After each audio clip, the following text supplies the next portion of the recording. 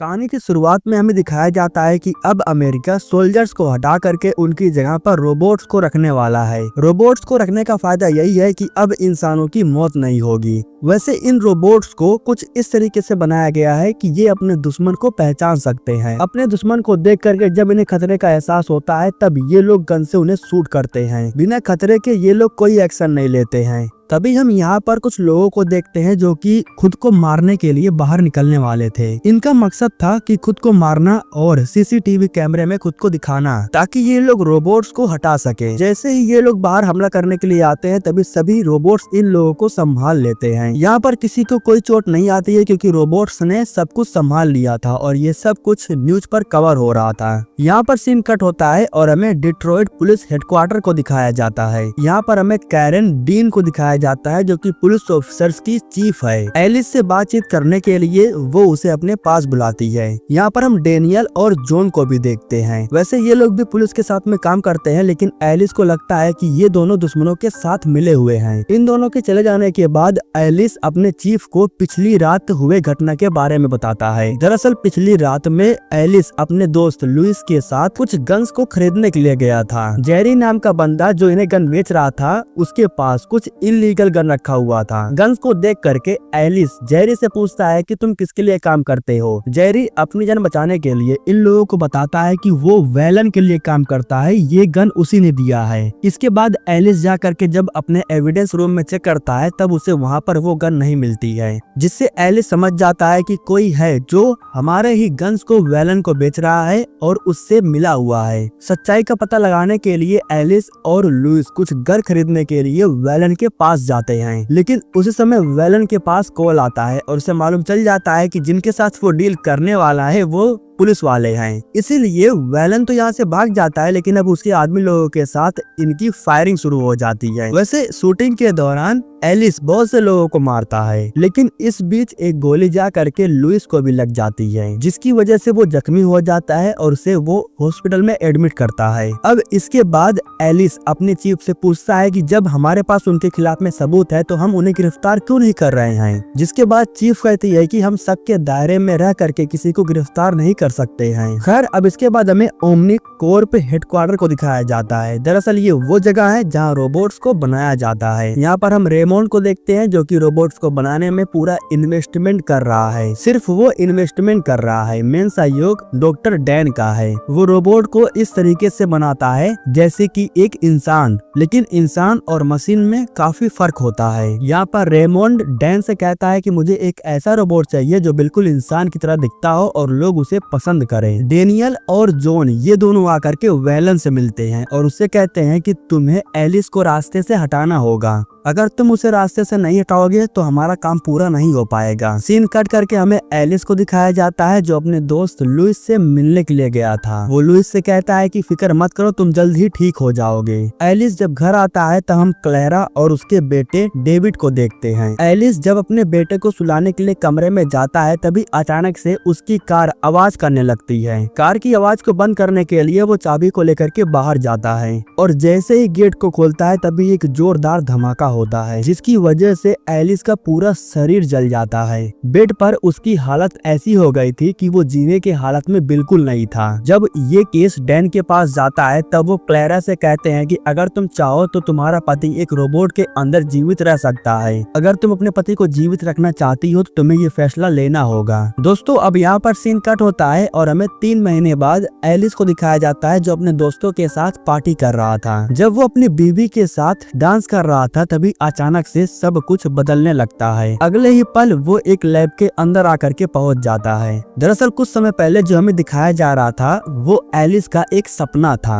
अपने दिमाग की वजह से एलिस उस सपने को देख पा रहा था। एलिस की जब आँख खुलती है तब डैन उसे पूरी सच्चाई बताता है, लेकिन एलिस अपने आप को इस हालत में देख करके बहुत कमजोर महसूस कर रहा था। वो बहुत डरा और घबराया हुआ था। उसे अपनी असली बॉडी चाहिए थी। वो डॉक्टर से कहता है कि तुम लोगों ने मेरे साथ क्या किया। यह कहने के बाद वो डैन के ऊपर हमला कर देता है। डॉक्टर को नीचे फेंकने के बाद अब एलिस यहाँ से भागने की कोशिश करता है। एलिस भाग करके बाहर आता है और एक जंप लगा करके दीवार को पार करके भागने की कोशिश करता है। डॉक्टर उसे रोकने के लिए शट डाउन कर देते हैं। फिर से उसे पकड़ करके लैब में लाया जाता है, जहाँ डैन उससे कहते हैं कि तुम अपनी सच्चाई से भाग नहीं सकते हो। इतना कहने के बाद वो एलिस के पूरी बॉडी को खोल देते हैं। तब एलिस को पता चलता है कि उसकी पूरी बॉडी खत्म हो चुकी है, सिर्फ उसका दिमाग और फेफड़ा ही जिंदा है। डैन कहता है कि तुम्हारी बीवी चाहती थी कि मैं तुम्हें जिंदा रखूं, इसी वजह से मैंने तुम्हारे साथ ये किया है। तुम्हें एक मौका दिया गया है, इंसान ना सही लेकिन रोबोट के अंदर तुम जिंदा हो। तुम पहले वो रोबोट बनोगे जो सोच सकता है, समझ सकता है और अपने हिसाब से फैसला ले सकता है। अब इसके बाद एलिस वीडियो कॉल पर अपनी बीवी से बात करता है। उसकी बीवी उससे पूछती है कि घर कब तक आ रहे हो। तब एलिस बताता है कि ये लोग मुझ पर कुछ और एक्सपेरिमेंट करने वाले हैं, इसके बाद मैं आ जाऊंगा। उसकी बीवी उसे ये भी बताती है कि डेविड तुम्हें बहुत मिस कर रहा है। अगले दिन हमें रोनी को दिखाया जाता है, जो इन रोबोट्स को गाइड करने का काम करता है। दरअसल वो सभी रोबोट्स को सिखाता है कि उन्हें एक्शन किस तरीके से लेना है।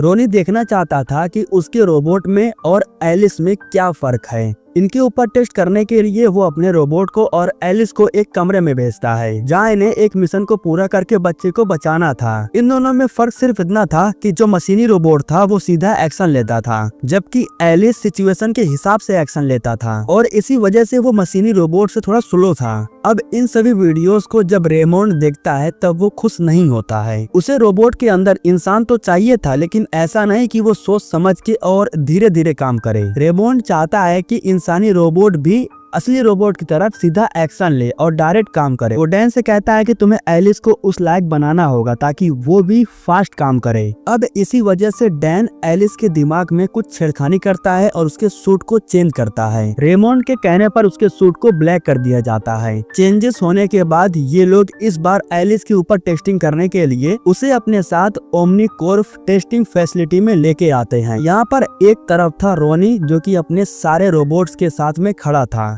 और दूसरी तरफ था एलिस, जो कि अकेला था और उसे अकेले ही इन सारे रोबोट्स को मारना था। एलिस के अंदर चेंजेस होने के बाद अचानक से वो रोबोट्स की तरह काफी फास्ट काम करने लगता है, जिसको देख करके रेमोंड बहुत खुश हो जाता है और डैन से पूछता है कि आखिर तुमने इसके अंदर क्या कर दिया जो इतना फास्ट हो गया। तब डैन बताता है कि एलिस कुछ नहीं कर रहा है, बल्कि उसका सिस्टम सब कुछ कर रहा है। सिचुएशन को देख करके उसका सिस्टम एक्शन ले रहा है, जबकि एलिस को लगता है कि वो खुद ये काम कर रहा है। रोनी के सारे रोबोट्स को डैमेज करने के बाद आखिरी में एलिस रोनी को भी हाई वोल्टेज का झटका देता है। खैर, अब ये टेस्टिंग पूरा हो जाने के बाद रात के समय में डैन एलिस को लेकर के उसके घर के पास आता है। इसके बाद डैन अंदर जाता है और अपनी बीवी और बच्चे से मिलता है। उसका बेटा कहता है कि मुझे आपके साथ गेम खेलना है। तब एलिस कहता है कि बस कुछ दिनों की बात और है, इसके बाद मैं हमेशा तुम्हारे साथ रहूंगा। अब जैसे कि एलिस के ऊपर टेस्टिंग पूरी हो गई थी, इसीलिए अब ये लोग उसे दुनिया के सामने लॉन्च करने वाले थे।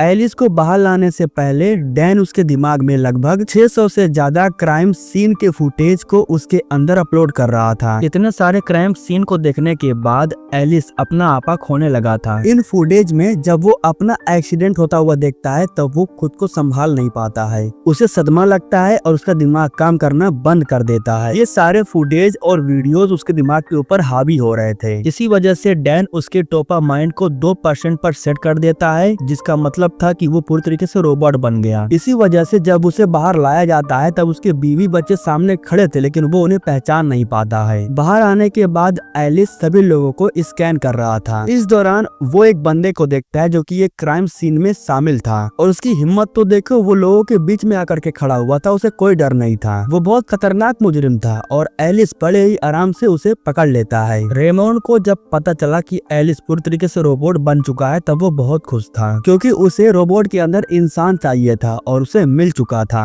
अब अगले दिन हमें हेडक्वार्टर के अंदर एलिस को दिखाया जाता है। वो डायरेक्ट कैरन डीन की मीटिंग में जाता है है और उससे कहता है कि आज मैं जेम्स नाम करके इस बंदे को पकड़ने जा रहा हूँ जो कि ड्रग्स का धंधा करता है। इसके बाद वो बाहर आ जाता है और जेम्स के बंदों को स्कैन करने लगता है। सीसीटीवी की मदद से वो जेम्स के बंदों तक पहुंच जाता है और इन बंदों की वजह से वो उसके अड्डे के बारे में पता लगा लेता है। ठिकाने का पता चल जाने के बाद एलिस उसी ठिकाने पर जा रहा था, लेकिन जेम्स को इसके बारे में पता चल जाता है। उसे पता था कि एलिस यहाँ पर आ रहा है, इसलिए वो हथियार लेकर के तैयार हो गया था, लेकिन एलिस उसे गन से शूट कर देता है और मार देता है। बिल्कुल इसी तरीके से एलिस सालों पहले जितने भी छोटे मोटे केस पड़े हुए थे उन सब को सोल्व करता है। जब से वो क्राइम्स को रोकना शुरू किया है तब से वेलन को भी बाहर निकलने से डर लगने लगा है, क्योंकि उसकी डर की वजह से वो अपने काम को पूरा नहीं कर पा रहा था। एक दिन अचानक से एलिस के सामने उसकी बीवी क्लेरा आ जाती है। वो क्लेरा को पहचानता नहीं है क्योंकि डैन ने एलिस को पूरी तरीके से रोबोट बना दिया था। क्लेरा कहती है कि डैन घर पर तुम्हारा इंतजार कर रहा है, तुम बस एक बार आकर के उससे मिल लो। लेकिन वो क्लेरा की बात सुनता नहीं है बल्कि यहाँ से चला जाता है। क्राइम सीन पर जाने के बजाय वो सीसीटीवी कैमरे में क्लेरा और डेविड को देख रहा था। सीसीटीवी कैमरे में उन्हें देखने के बाद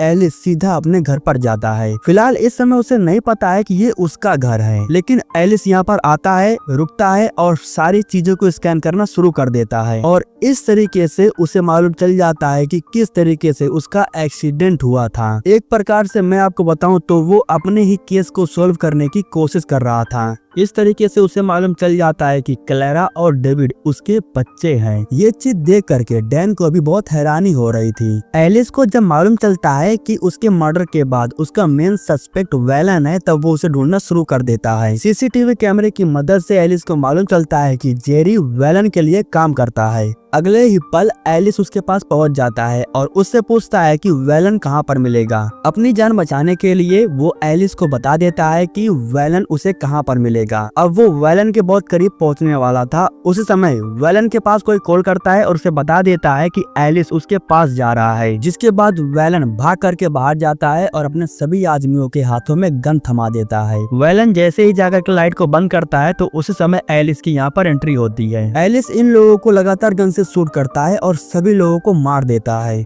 इस बीच वेलन को भी गोली लग चुकी थी और वो भी खत्म हो चुका था। लेकिन यहाँ पर एलिस गन के ऊपर लगे फिंगरप्रिंट को जब चेक करता है तब उसे मालूम चल जाता है कि जॉन और डेनियल जो कि पुलिस ऑफिसर हैं वो भी वेलन के साथ मिले हुए हैं। अगले ही पल एलिस इन दोनों के सामने आकर के बैठ जाता है और इन्हें अपनी गलती कबूल करने के लिए कहता है। गलती को कबूल करने के बजाय डेनियल एलिस को मारने की कोशिश करता है, लेकिन एलिस उसे संभाल लेता है। जॉन डरा हुआ था इसलिए वो खुद कबूल कर लेता है कि वो कैरन डीन के कहने पर काम कर रहा था। अब इस तरीके से वेलन को भी मालूम चल जाता है कि कैरन डीन भी वेलन के साथ में मिली हुई थी। इसी वजह से कोई कैदी पकड़ा नहीं जा रहा था, हर कोई आजाद घूम रहा था। यहाँ एलिस कोई एक्शन लेता उससे पहले ही रोनी उसे शट डाउन कर देता है, क्योंकि इस समय रोनी ही उसे कंट्रोल कर रहा था। अगले सीन में हमें दिखाया जाता है कि क्लेरा ने सबके सामने कबूल कर लिया है कि कोई भी उसे उसके पति से मिलने नहीं दे रहा है, और इस समय रेमोंड के सामने ये सबसे बड़ी प्रॉब्लम थी। इस प्रॉब्लम से छुटकारा पाने के लिए रेमोंड के दिमाग में एक आइडिया आता है। वो डैन से बात करने के लिए उसे अपने पास बुलाता है। वो डैन से कहता है कि मैं चाहता हूँ कि तुम एलिस को खत्म कर दो और एलिस के जैसे ही 100 और रोबोट को बनाओ। इसके बदले में तुम्हें जितना चाहे उतना मैं पैसे दे सकता हूँ, स्टाफ का पूरा खर्चा मेरा होगा।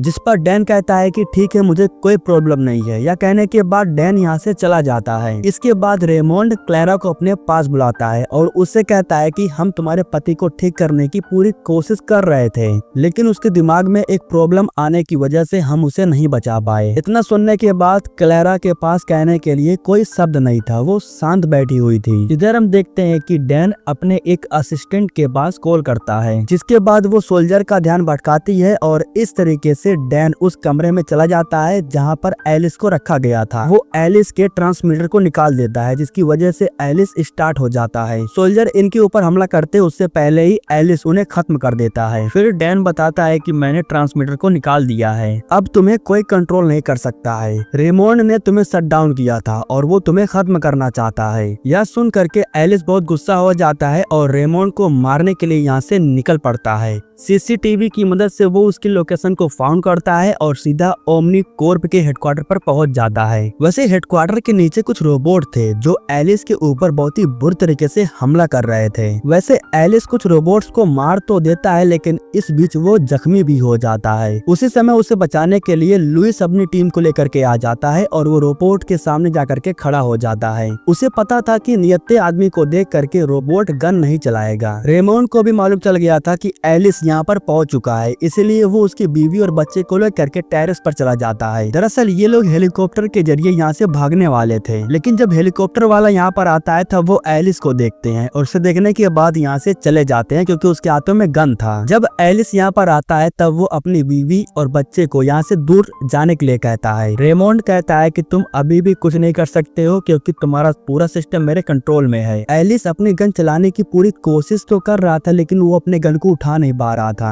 क्योंकि रेमोंड अभी भी उसे कंट्रोल करके रखा था। बड़ी मुश्किलों से वो अपने हाथों को उठाता है और गन से रेमोंड को शूट कर देता है। रेमोंड को गोली लगती है और वो खत्म हो जाता है। वैसे एक गोली आ करके एलिस को भी लगती है लेकिन कोई फर्क नहीं पड़ता है क्योंकि डैन बाद में उसे ठीक कर देता है। एलिस बिल्कुल ठीक हो जाता है और वो अपनी बीवी और बच्चों से मिलता है। इसी के साथ दोस्तों ये कहानी यहाँ पर खत्म हो जाती है। दोस्तों हमारे YouTube चैनल को सब्सक्राइब करने के लिए आप लोगों का दिल से शुक्रिया।